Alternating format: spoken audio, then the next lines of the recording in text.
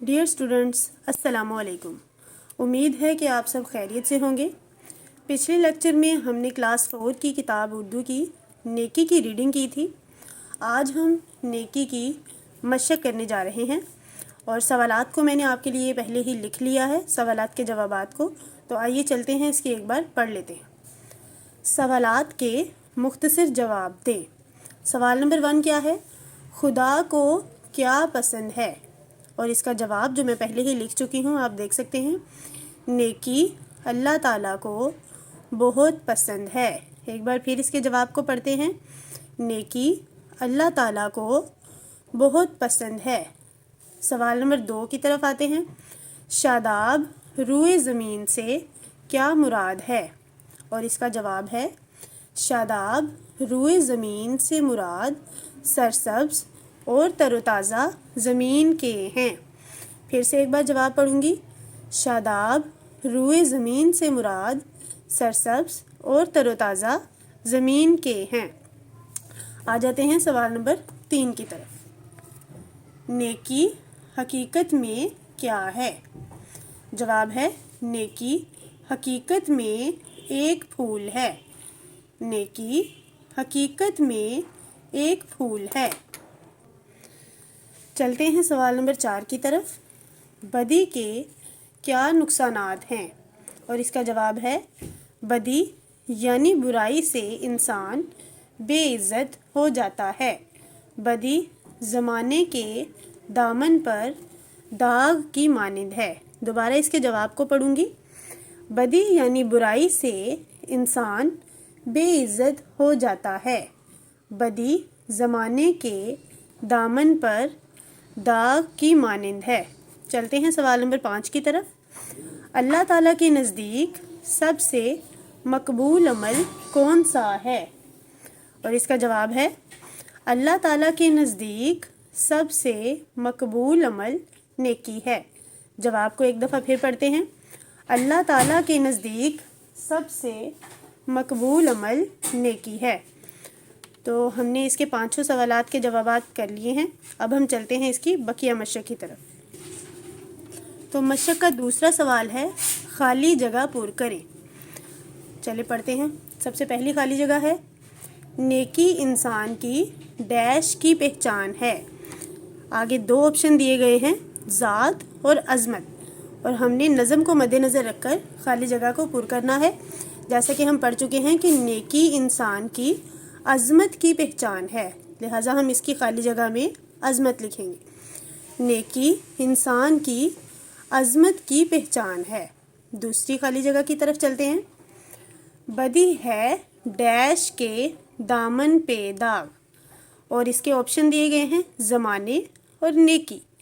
اب ہم یہاں کیا ایڈ کریں گے؟ بدی ہے ڈیش کے دامن پہ داغ، یعنی زمانے کے دامن پہ داغ، یہاں زمانے لکھا جائے گا۔ تیسرے پہ چلتے ہیں۔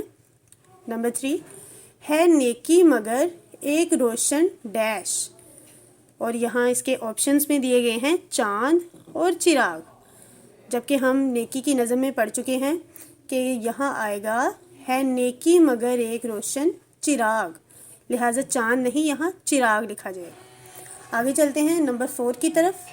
اسی سے یہ دنیا ہے ایک ڈیش۔ اسی سے یہ دنیا ہے ایک ڈیش، یہاں پر باغ اور گلستان، جیسا کہ ہم جانتے ہیں کہ گلستان کے معنی بھی باغ کے ہیں، لیکن نظم میں لفظ باغ نہیں گلستان استعمال ہوا ہے، اسی لیے خالی جگہ کو گلستان سے پر کریں گے۔ تو چلتے ہیں اپنی نمبر 5 کی طرف۔ خالی جگہ دیکھیں، لکھا ہے، کریں ہم بھی ڈیش تو کیا خوب ہے، اور آپشنز دیے گئے ہیں، نیکی اور بدی۔ کیا ہم یہاں کہہ سکتے ہیں کہ کریں ہم بھی بدی تو کیا خوب ہے؟ یہ تو بالکل غلط ہوگا، لہٰذا ہمیں پتہ ہے کہ یہاں آئے گا نیکی۔ تو پڑھتے ہیں، کریں ہم بھی نیکی تو کیا خوب ہے۔ لیجیے، تو ہم نے خالی جگہ بھی مکمل کر لی ہے۔ اب ہم چلتے ہیں اپنے کالمز کی طرف۔ سوال نمبر 3 ہے، کالم الف کو کالم ب سے ملائیں۔ اور کالم الف میں سب سے پہلا دیکھ لیتے ہیں۔ آپ نے اسکیل کی مدد سے یہ لگانا ہے، میں نے بھی اسکیل کی مدد سے ساری لائنز لگائی ہیں۔ تو چلیں دیکھتے ہیں، پڑھتے ہیں ایک دفعہ۔ ہے نیکی خدا کو बहुत ही पसंद। कॉलम अलिफ का पहला कॉलम बे के तीसरे से मिलाया गया है नेकी खुदा को बहुत ही पसंद। दूसरे की तरफ चलते हैं। इसी से मुअज़्ज़िज़ है ये इंसान। दोबारा पढ़ती हूँ। इसी से मुअज़्ज़िज़, और देखें कॉलम बे के लास्ट वाले ऑप्शन को हमने इसके साथ मिलाया है। इसी से मुअज़्ज़िज़ ये इंसान है। नंबर 3 की तरफ चलते हैं। है नेकी मगर एक रोशन चिराग। कॉलम अलिफ का तीसरा ऑप्शन कॉलम बे के पहले ऑप्शन से हमने मिला दिया है नेकी मगर एक रोशन चिराग। अच्छा, अब नंबर 4 की तरफ आ जाते हैं। यही एक अमल सबसे मकबूल है। यही एक अमल सबसे मकबूल है। और लास्ट ऑप्शन क्या है? बदी इसकी कुव्वत से मगलूब है। देखें, आप देख सकते हैं मैंने सबको लाइन से पहले ही कर दिया है पुर। आपने भी इसे स्केल की मदद से करना है ताकि ये गंदा ना लगे। दोबारा एक बार पढ़ देती हूँ आपको। बदी इसकी कुव्वत से मगलूब है। तो लीजिए, हमारे कॉलम भी मुकम्मल हुए। अब हम चलते हैं अपने चौथे सवाल की जानिब। तो देखिए, चौथा सवाल है मिसरों को नसर में तब्दील करें। यहाँ पर उन्होंने शायरी के मुताबिक, यहाँ जैसे हमने नेकी नज़म में पढ़े थे बिल्कुल वैसे जुमले लिखे गए हैं। हमने इसे नज़म यानी कि सीधे जुमलों में लिखना है। अब देखें, जैसे मिसाल के तौर पे मैं आपको पहला बताती हूँ। है नेकी मगर एक रोशन चिराग। ये है नज़म की तरह लिखा गया, शायराना, लेकिन हम इसे नसर की तरह लिखेंगे, जुमले की तरह। है नेकी मगर एक रोशन चिराग, इसको नसर में लाएं तो ये बनता है मगर नेकी एक रोशन चिराग है। मगर नेकी एक रोशन चिराग है। नंबर 2 की तरफ चलते हैं। इसी की बदौलत है दुनिया हसीन। और इसको नसर में कैसे लिखा है? दुनिया इसी की बदौलत हसीन है। देखें, आप फिर से पढ़ सकते हैं। दुनिया इसी की बदौलत हसीन है। आगे चलते हैं। है खुशबू से इसकी मुअत्तर जहां। और इसको नसर में कैसे लिखेंगे? इसकी खुशबू से जहान मुअत्तर है। दोबारा पढ़ती हूँ। इसकी खुशबू से जहां मुअत्तर है। नंबर 4 की तरफ आ जाते हैं। यह है मिसरा। करें हम भी नेकी तो क्या खूब है। और इसको अगर नसरी सूरत में लिखेंगे तो आएगा हम भी नेकी करें तो क्या खूब है।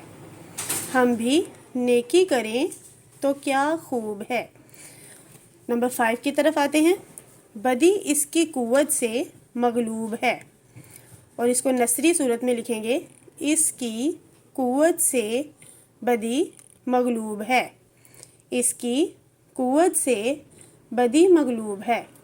लीजिए, हमने 4 सवाल मुकम्मल कर लिए हैं, लेकिन अभी हमारी मशक कंप्लीट नहीं हुई और इस लेक्चर में हम मशक को कंप्लीट करेंगे।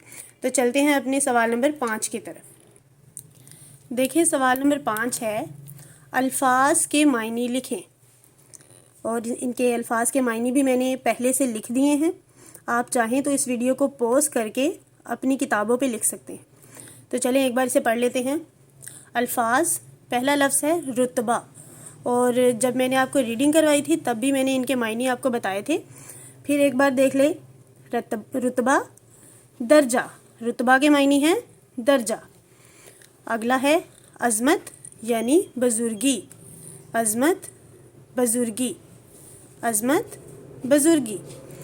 अगले लफ्ज़ की तरफ चलते हैं जिसके मायने मैंने पहले ही लिख दिए हैं। मुअज़्ज़िज़, इज़्ज़तदार। मुअज़्ज़िज़ के मायने हैं इज़्ज़तदार। अगला लफ्ज़ है शादाब। और शादाब के मायने हैं सरसब्ज़, या इसको आप तरोताज़ा भी लिख सकते हैं, लेकिन मैंने सरसब्ज़ लिखा है। शादाब, सरसब्ज़। और आखिरी लफ्ज़ है हमारा मकबूल। मकबूल के मायने हैं मशहूर। मकबूल, मशहूर। आप इसे दोबारा पढ़ सकते हैं। चलिए मैं एक दफ़ा आपको फिर पढ़ के सुनाती हूँ। रुतबा, दर्जा। अज़मत, बुज़ुर्गी। मुअज़्ज़िज़, इज़्ज़तदार। शादाब, सरसब्ज़। मकबूल, मशहूर। اب چلتے ہیں اپنے سوال نمبر 6 کی طرف، اور یہ ہے الفاظ کو جملوں میں استعمال کریں۔ جملے تو ہم نے کئی دفعہ بنائے ہیں، یہاں پہ ہمیں نئے الفاظ ملے ہیں، ان کو ہم آسان جملوں میں کنورٹ کریں گے۔ تو دیکھیں سب سے پہلا لفظ کیا ہے؟ نیکی، اور نیکی کا جملہ بنائیں گے سلام کرنا نیکی ہے۔ آپ اپنی مرضی سے بھی کوئی بھی آسان جملہ بنا سکتے ہیں، میں نے بھی یہاں آسان سے آسان جملہ بنانے کی کوشش کی ہے تاکہ آپ کو آسانی ہو۔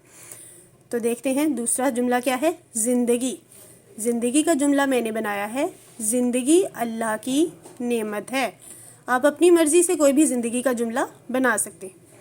آگے چلتے ہیں، پسند۔ پسند کا جملہ بنایا ہے مجھے آم پسند ہے۔ مجھے آم پسند ہے۔ اور اس کا آخری جملہ ہے، اگلے جملے کی طرف چلتے ہیں، حقیقت۔ اور حقیقت کا جملہ میں نے بنایا ہے موت ایک حقیقت ہے۔ ہم سب جانتے ہیں، اور میں نے اس کو بہت ہی آسان کرنے کی کوشش کی ہے کہ موت ایک حقیقت ہے۔ تو لیجئے ہمارے جملے بھی مکمل ہوئے۔ اب ہم چلتے ہیں اپنے سوال نمبر 7 کی جانب۔ تو سوال نمبر 7 ہے الفاظ کے متضاد لکھیں۔ اور جیسا کہ آپ پہلے بھی میں آپ کو کلاس میں بتا چکی ہوں، ایک دفعہ پھر بتاتی چلوں کہ متضاد کے معنی الٹ کے ہیں۔ جیسے اگر میں آپ کو کہوں کالا اور اس کا الٹ ہوگا سفید، تو اسی طرح سب الفاظ کے متضاد لکھیں گے، یعنی ان کے الٹ لکھیں گے۔ تو چلیے دیکھتے ہیں، جو میں نے پہلے سے لکھ لیا ہے ایک دفعہ پڑھ لیتے ہیں۔ پہلا لفظ ہے نیکی۔ نیکی کا الٹ ہوگا بدی۔ نیکی بدی۔ دوسرا لفظ ہے زندگی، اور زندگی کا متضاد ہوگا موت۔ زندگی موت۔ اگلے لفظ کی طرف چلتے ہیں، لفظ ہے مغلوب، اور اس مغلوب کے معنی ہے شکست خوردہ، اور اس کا الٹ ہوگا فاتح، یعنی فتح یاب، جیت جانے والے کو کہتے ہیں۔ مغلوب فاتح۔ مغلوب فاتح۔ اگلا سوال ہے اگلا لفظ ہے انسان۔ انسان کا متضاد ہوگا حیوان۔ انسان حیوان۔ اب چلتے ہیں آگے، شاداب۔ شاداب کے معنی تھے سرسبز یا تر و تازہ، اور سرسبز کے اگر ہم شاداب کے الٹ کی طرف چلتے ہیں تو اس کا بنے گا بنجر۔ شاداب بنجر۔ اگلا لفظ ہے پسند، اور پسند کا الٹ تو آپ سب کو پتہ ہوگا، پسند کا متضاد بنے گا ناپسند۔ پسند ناپسند۔ اگلا ہے خوشبو۔ خوشبو سے تو آپ سب لوگ واقف ہوں گے، اور اس کا الٹ ہوگا بدبو۔ خوشبو بدبو۔ اور آخری لفظ کی طرف چلتے ہیں، لفظ ہے روشن، اور روشن کے الٹ کیا ہوگا؟ تاریک۔ روشن تاریک۔ اب ہمارے الفاظ متضاد بھی مکمل ہوئے، دیکھ لیتے ہیں اس کی اگلی مشق۔ تو لے ہماری مشق کا اگلا سوال ہے الفاظ کے مترادف لکھیں۔ پہلے ہم نے لکھا تھا الفاظ کے متضاد، جس کے معنی تھے الفاظ کا الٹ، لیکن مترادف کے معنی ہیں بالکل ہم معنی الفاظ۔ چلیں دیکھتے ہیں، پہلا لفظ کیا ہے؟ بلند، اور بلند کا مترادف ہوگا اونچا۔ بلند اونچا۔ بلند اونچا۔ اگلا لفظ ہے حسین۔ حسین کے مترادف ہوں گے خوبصورت۔ حسین خوبصورت۔ حسین خوبصورت۔ اگلا لفظ ہے گلستان، اور گلستان کے معنی یعنی مترادف ہے باغ۔ گلستان باغ۔ اگلا لفظ ہے قوت، اور قوت کا مترادف ہے طاقت۔ قوت طاقت۔ قوت طاقت۔ اگلے لفظ کی طرف چلتے ہیں، منور یعنی روشن۔ منور روشن۔ لیجئے تو ہمارے مترادف الفاظ بھی مکمل ہوئے۔ اب ہم چلتے ہیں اپنے لفظ مشق کے اگلے سوال کی طرف، اور اگلا سوال ہے نظم پڑھ کر نیچے دیے گئے الفاظ کے ہم قافیہ الفاظ لکھیں۔ ٹھیک ہے، تو ہم دیکھ لیتے ہیں اپنے ہم قافیہ الفاظ، چونکہ ہم نظم تو پہلے ہی پڑھ چکے ہیں تو اب ہمیں بار بار پڑھنے کی ضرورت نہیں ہے۔ اگر آپ کو مشکل پیش آئے تو آپ اس ویڈیو کو بار بار دیکھیں تاکہ آپ کو سارا کچھ ذہن نشین ہو۔ چلیں دیکھتے ہیں اپنے ہم قافیہ الفاظ کی طرف۔ پسند بلند۔ پسند بلند. حسین زمین. حسین زمین. تیسرا لفظ ہے پہچان انسان. پہچان انسان. چوتھا لفظ کیا ہے؟ تابندگی زندگی. تابندگی زندگی.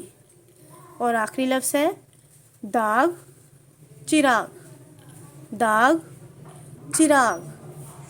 لیجیے ہمارے الفاظ مترادف ہوئے، متضاد ہوئے، اور اب ہم کافی الفاظ بھی مکمل کر لیے ہیں. اس طرح ہماری ساری مشق مکمل ہوئی ہے. تو آپ نے اسے بہت اچھی طرح سے یاد کرنا ہے، اپنی کتابوں پر لکھنا ہے پینسل کی مدد سے، اور اپنی کاپیوں پر لکھنا ہے جس سے ہم لکھتے.